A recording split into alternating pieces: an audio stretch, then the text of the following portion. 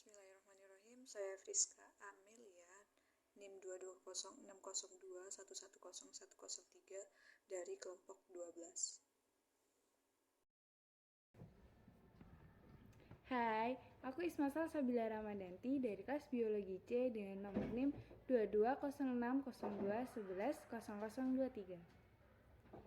Pada kesempatan kali ini kami akan menjelaskan tentang modernisasi Islam yang ada di Indonesia.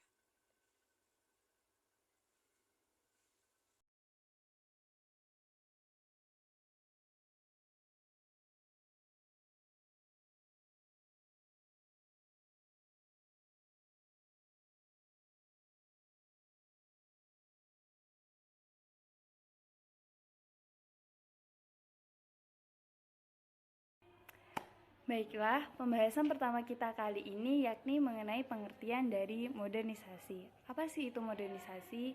Modernisasi ini secara harfiah berasal dari kata modern dan modernitas yang diambil dari bahasa Latin modernius yang memiliki makna baru atau terkini.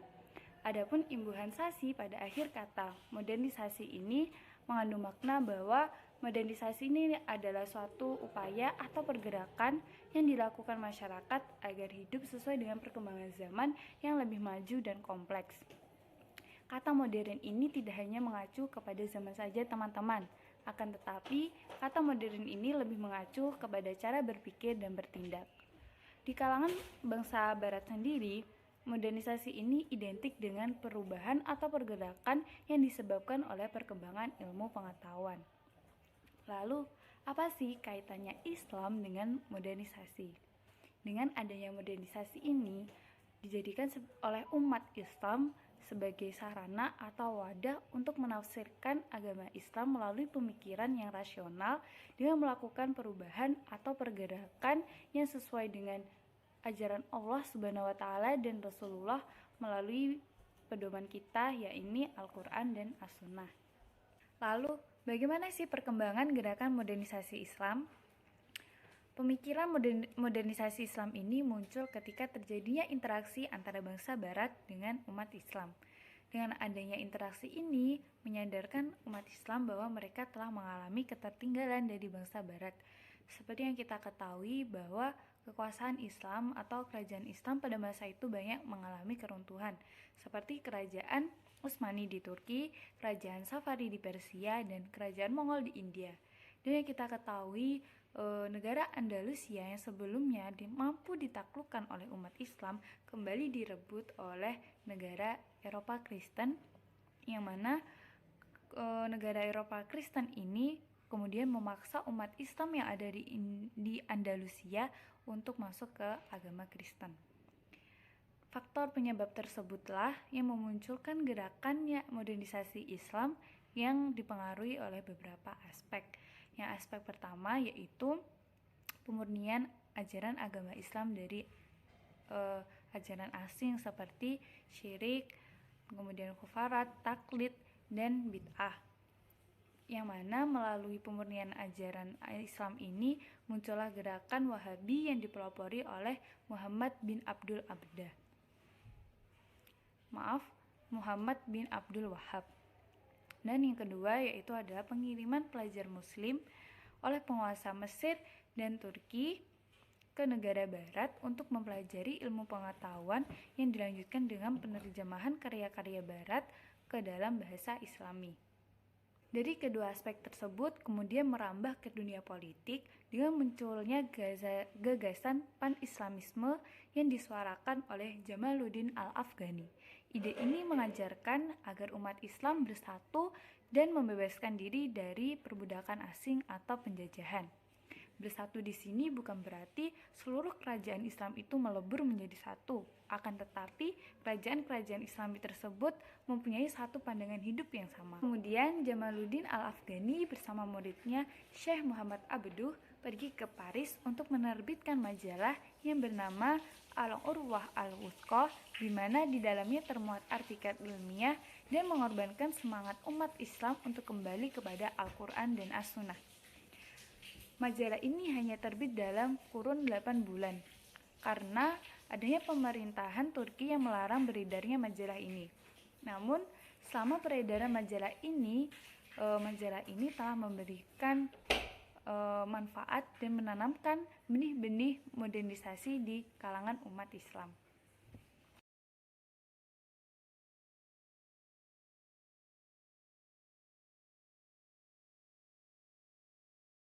Selanjutnya saya akan menjelaskan tentang pengaruh modernisasi Islam terhadap Indonesia. Sebagai negara dengan mayoritas penduduk muslim tertinggi di dunia saat ini, hal ini tidak terlepas dengan sejarah pengaruh modernisasi Islam yang terjadi di kawasan Timur Tengah hingga akhirnya sampai ke Indonesia. Nah, pada waktu itu pengaruh gerakan modernisasi Islam ini sampai di Indonesia melalui beberapa saluran, di antaranya adalah melalui hubungan intelektual muslim di Timur Tengah dan hubungan intelektual muslim di Indonesia melalui kontak jemaah haji Indonesia dengan jemaah luar. Pada mulanya, modernisasi Islam di Indonesia bermula dari berdirinya organisasi Jamiatul Khair pada tahun 1905 di Minangkabau, Sumatera Barat. Hal ini sebagai bentuk pembaharuan gagasan pemikiran dan pendidikan Islam yang diprakarsai oleh masyarakat Arab yang tinggal di Minangkabau pada saat itu.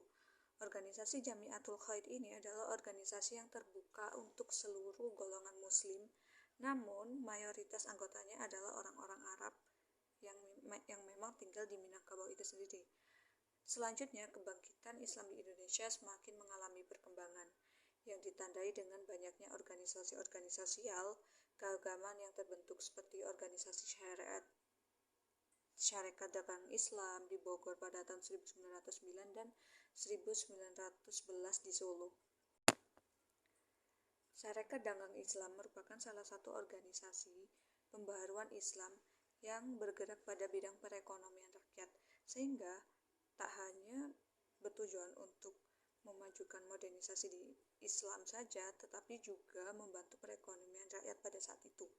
Selanjutnya ada organisasi Persyarikatan Ulama di Majalengka, Jawa Barat pada tahun 1911 yang merupakan perwujudan dari gerakan pembaharuan Islam di Majalengka atas inisiatif Kiai Haji Abdul Halim.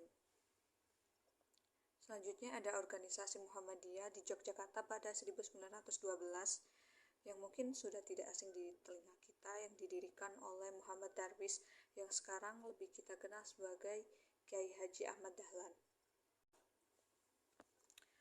Lalu disusul dengan pembentukan organisasi Persatuan atau Persis di Bandung pada 1920-an dan disusul oleh pembentukan organisasi Nahdlatul Ulama yang didirikan oleh teman belajar Kiai Haji Ahmad Dahlan, yakni Kiai Haji Hasyim Asy'ari di Surabaya pada tahun 1926. Selanjutnya ada organisasi Persatuan Tarbiyah Islamiyah di Candung, Bukit Tinggi pada 1930. Tak hanya itu, ada juga partai-partai politik seperti Syarikat Islam yang merupakan organisasi dari kelanjutan Syarikat Dagang Islam dan Persatuan Muslimin Indonesia di Padang Panjang, Sumatera Barat pada tahun 1938 yang merupakan bentuk perluasan dari organisasi pendidikan Tawalib dan Partai Islam Indonesia. Munculnya organisasi-organisasi pergerakan sosial keagamaan Islam dan organisasi pergerakan yang didirikan oleh kaum terpelajar menjadi faktor munculnya benih-benih jejak nasionalisme pada pengertian modern, yang di kemudian hari organisasi ini menjadi salah satu wadah bagi pergerakan perjuangan untuk memperoleh kemerdekaan Indonesia. Jadi, kemerdekaan Indonesia juga tak luput dari jasa para kaum pelajar, kaum santri, kaum ulama, dan lain-lain. Setelah semakin berkembangnya pergerakan modernisasi Islam di Indonesia, muncullah sebuah gagasan-gagasan yang merupakan bentuk-bentuk modernisasi Islam di Indonesia. Modernisasi dalam Islam itu merupakan gerakan pembaharuan Islam yang merupakan upaya terhadap krisis yang dilakukan umat Islam pada masanya. Gerakan pembaharuan Islam menyebar luas di berbagai negara belahan dunia termasuk Indonesia, salah satunya. Adapun gerakan modernisasi Islam di Indonesia, yakni yang pertama gerakan Puritanisme yang diprakarsai oleh Muhammad bin Abdul Wahab. Gerakan ini masuk ke Indonesia melalui jamaah haji yang pulang dari Tanah Suci, yang bermula dari pertentangan 3 jamaah haji yang bernama Haji Miskin, Haji Piobang, dan Haji Sumanik terhadap praktek kehidupan bangsa Minangkabau yang banyak mengalami penyimpangan ajaran Islam. Mereka berpendapat bahwa penyimpangan ajaran Islam yang ada di Minangkabau telah melampaui batas karena dipengaruhi oleh unsur-unsur tahayul, khurafat, dan bid'ah. Namun, aktivitas gerakan Puritanisme ini dianggap bahaya karena mengancam keberadaan kaum adat atau kaum tua di Minangkabau, sehingga kaum adat meminta bantuan kepada Belanda saat itu yang mengakibatkan terjadinya Perang Padri pada tahun 1821 sampai 1837 Masehi. Dalam peperangan yang tak seimbang ini, pihak ulama mengalami kekalahan, akan tetapi hal ini tidak menyurutkan semangat mereka untuk memberikan kontribusinya pada gerakan modernisme Islam di Indonesia. Karena mendapat pertentangan dari banyak pihak, akhirnya gerakan modernisme ini berpindah dari yang awalnya di bidang politik dialihkan dalam pembaruan dalam bidang pendidikan. Selanjutnya ada gerakan reformisme. Gerakan ini didasarkan untuk kembali pada prinsip dasar Islam seperti zaman Rasulullah SAW. Gerakan ini dikenal sebagai pembaharuan melalui pemurnian agama. Dengan kata lain, reformisme ini merupakan gerakan pembaharuan dalam pola pikir menurut ajaran Islam itu sendiri. Yang ketiga ada gerakan radikalisme. Kalau kita dengar nama radikalisme nih, ujung-ujungnya pasti negatif kan. Nah, gerakan ini merupakan salah satu upaya untuk membangkitkan kembali semangat masyarakat Islam agar menjadi masyarakat yang maju sebenarnya. Gerakan radikalisme ini memiliki prinsip untuk menentang kekuasaan barat kafir. Namun dalam pelaksanaannya, gerakan ini banyak ditemui tindakan-tindakan radikal yang tak jarang mengandalkan kekerasan dan membahayakan masyarakat. Sehingga gerakan ini sangat ditentang juga oleh masyarakat sekitar. Yang terakhir ada gerakan Neo-Sufisme. Gerakan ini merupakan kelanjutan dari gerakan kelompok tasawuf atau tarekat dengan mengambil bentuk aktivisme. Bentuk aktivisme ini membentuk masyarakat yang dinamis, di mana dengan gerakan ini masyarakat dapat mengembangkan diri tanpa bergantung pada kelompok lain. Unsur aktivisme yang melekat pada gerakan ini adalah jihad, salah satunya. Melalui aktivitas jihad ini, umat Islam melakukan pembaharuan dengan menentang segala penjajahan. Mereka sangat menentang penjajahan dan keterbelakangan. Namun gerakan ini mengalami berbagai pemberontakan Islam di Indonesia pada masa penjajahan kala itu.